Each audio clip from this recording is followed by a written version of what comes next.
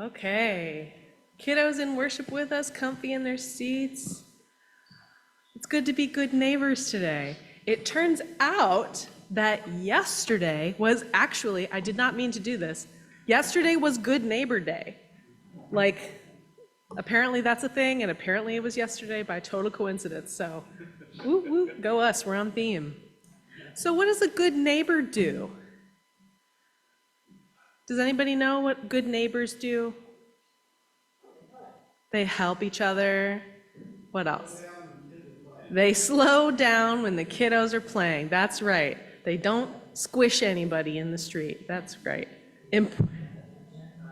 They check on each other. I like that. Yeah, absolutely. So our big question today, we hear this phrase all the time, love your neighbor, but our big question is, who is our neighbor and how do we love them? Now, of course, we've got actual neighbors. We've got those of us here who are neighbors in Oak Ridge and the surrounding areas. And we check on each other, we're friends, we say good morning, we help feed each other, like with our potluck today. Thank you to everyone who brought some yummy food to share.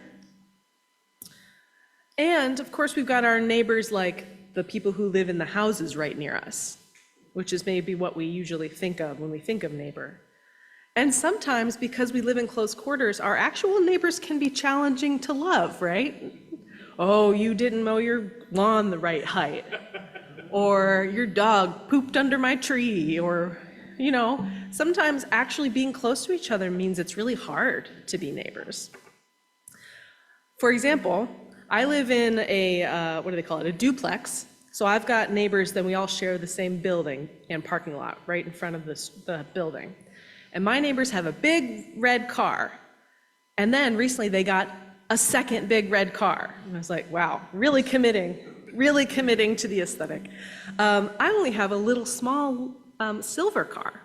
So each of us have 2 parking spots, but I only need 1. And my neighbors with the 2 big red cars started to kind of slowly start encroaching on my second parking spot. And it started to bug me for a while. I was like, God, they're just taking up so much space. That's my parking spot. But then I was like, okay, wait, I'm not actually using that parking spot. And they've got 2 big red cars, and on the other side of them are more people with more cars. So I finally just cooled it, and I was like, you know what?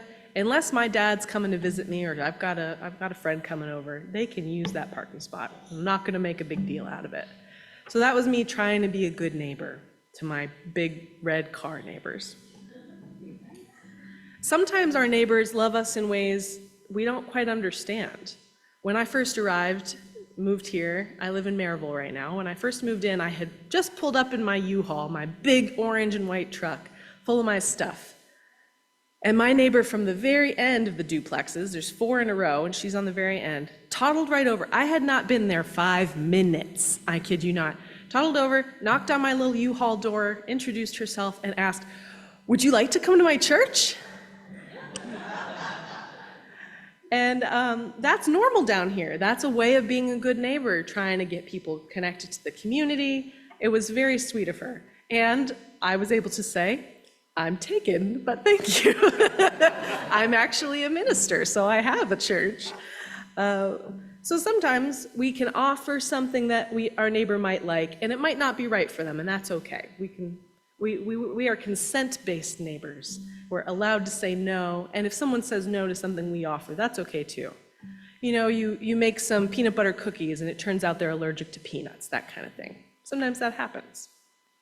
But there's other types of neighbors too. There's neighbors that are strangers that you may never meet, right? We don't know everybody on our streets. Do you know every single person in every house on your street? No. Do we know every person on every street? No, that's too many people. So sometimes being a good neighbor means doing something nice, even if you don't know the person. Tidying up litter, even though we may not go walking by that river, but somebody does, and they really appreciate that kind of thing. Keeping our water clean, because even if we don't drink from the lower part of the river, somebody does, right? Somebody's downstream from us, so we gotta keep the water clean for our neighbors. Sometimes this might be the hardest one. Sometimes in this world we have enemies. And our enemies are people we really don't agree with or who don't agree with us. And we just can't, you get that big red car out of my parking space, you know what I mean? You just can't get over it. And that's the hardest type of person to be a neighbor for. But it's maybe the most important.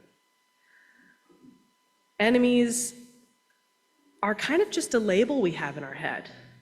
And so we can defeat an enemy, we can get in fights and wars, and we might win. But the only way to defeat the status of enemy and not have any enemies anymore is to turn them into neighbors in our own minds. To be like, those are people trying to live their best lives, and I want a life of well-being for them. And really trying to let them have their big red car in your parking spot.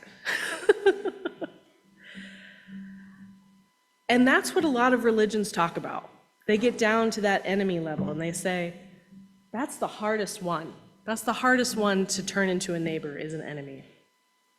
But we see all over the world that being enemies and fighting, it doesn't really solve the problem. They just come up again decades later.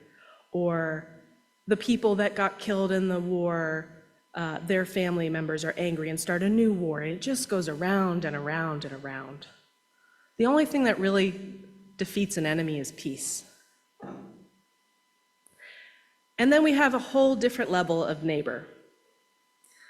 The vision of this congregation, you may or may not be familiar with it, is very succinct, and it goes, we have a dream that this congregation will be in kinship with our neighbors and creation. So by creation, we mean everything. Everything that has been created or gets created. Leaves get created, animals get created, the world got created at some point. So can we think of everything as our neighbors and love them all? That's a big ask. So how do we love our neighbors? How do we love the people next door? How do we love the strangers we don't even know? How do we love the enemies? Well, there are some religions, actually quite a lot of them, that say in different ways, do unto others as you would have done unto you.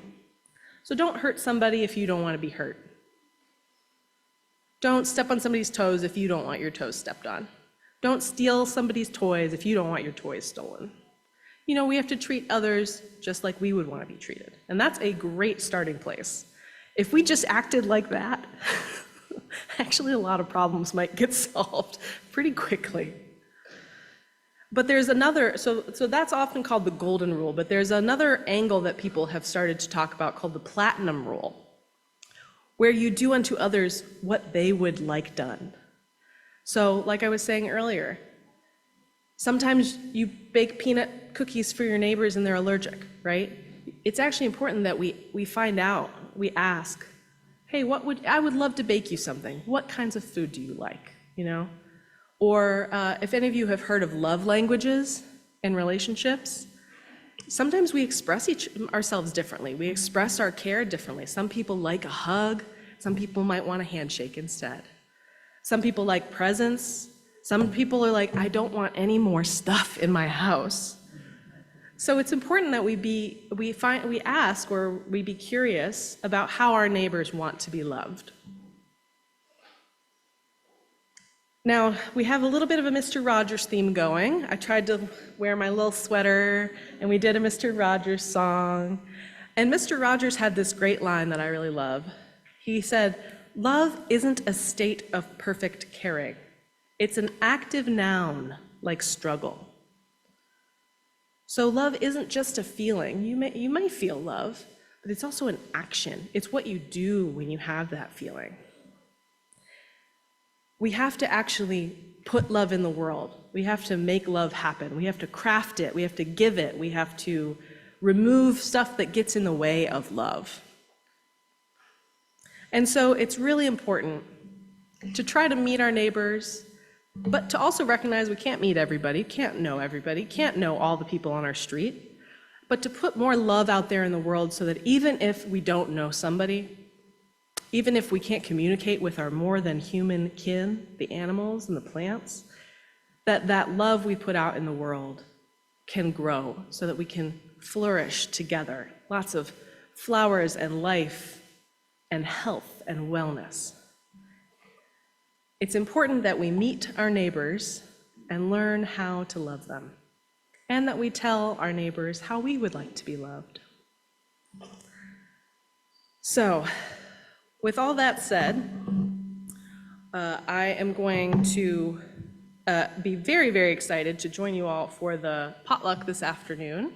And we've got a caring card party next week. We've got all kinds of ways here at ORUUC that we can love each other.